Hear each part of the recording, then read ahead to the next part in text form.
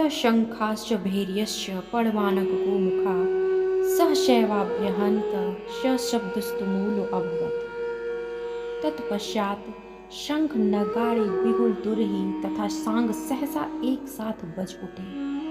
वह संवेद स्वर अत्यंत कोलाहलपूर्ण था।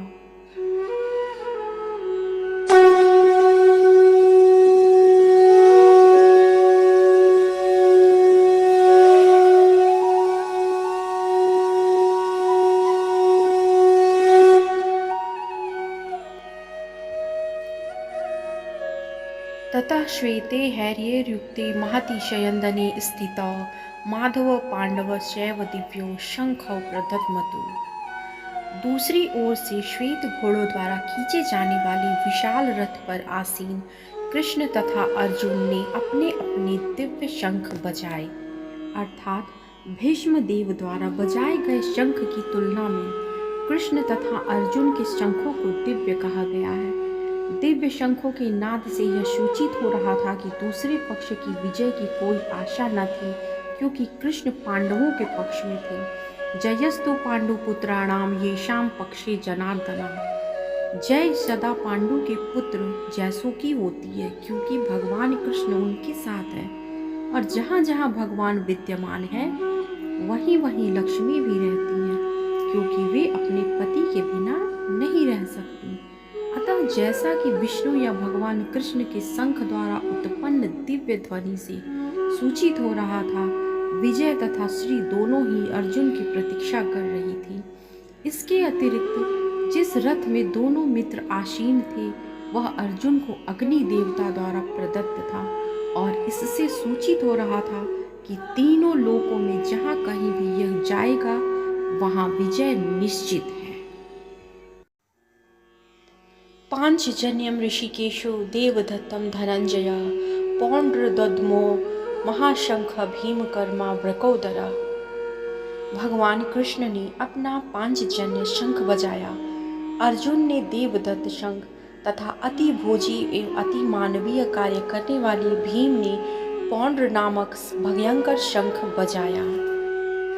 तात्पर्य: इस श्लोक में भगवान कृष्ण को ऋषिकेश कहा गया है, क्योंकि वे ही समस्त इंद्रियों के स्वामी हैं। सारे जीव उनके भिन्नांश हैं, अतः जीवों की इंद्रियां भी उनकी इंद्रियों के अंश हैं।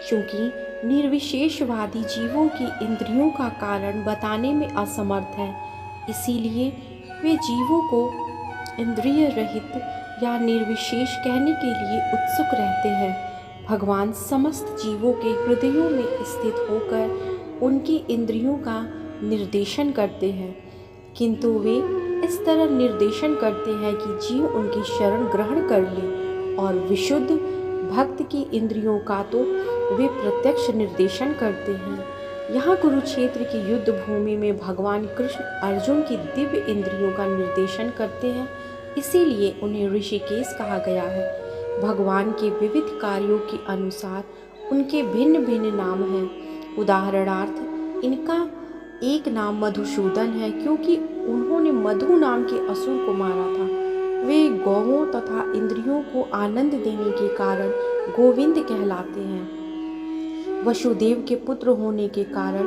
इनका नाम वासुदेव है। देवकी को माता रूप में स्वीकार करने के कारण इनका नाम देवकी नंदन है। वृंदावन में यशोदा के साथ बाल लीलाएं करने के कारण ये यशोदा नंदन है। अपने मित्र अर्जुन का सारथी बनने के कारण पार्थ सारथी है। इसी प्रकार उनका एक नाम ऋषिकेश है, क्योंकि उन्होंने कुरुक्षेत्र के युद्ध स्थल में अर्जुन का निर्देशन किया। इस श्लोक में अर्जुन को धनंजय कहा गया है, क्योंकि जब इनके बड़े भाई को विभिन्न यज्ञ संपन्न करने के लिए धन की आवश्यकता हुई थी, तो उसे प्राप्त करने में इन्होंने सहायता की थी। इसी प्रकार भीम वृकोदर कहलाते हैं, क्योंकि जैसे वे अधिक खाते हैं उसी प्रकार वे अति मानवीय कार्य करने वाले हैं। जैसे हिडिंबासुर का वध, अतः पांडवों के पक्ष में श्री कृष्ण इत्यादि विभिन्न व्यक्तियों द्वारा विशेष प्रकार के शंखों का बजाया जाना युद्ध करने वाले सैनिकों के लिए अत्यंत प्रेरणाप्रद था। विपक्ष में ऐसा कुछ न था। न तो परम निदेशक भगवान कृष्ण थे, न ही भाग्य की देवी श्री थी। अतः युद्ध में उनकी पराजय पूर्व निश्चित थी। शंखों की ध्वनि मानो यही संदेश दे रही थी। हरे कृष्णा कृष्ण कृष्णा हरे हरे, हरे रामा राम रामा हरे हरे।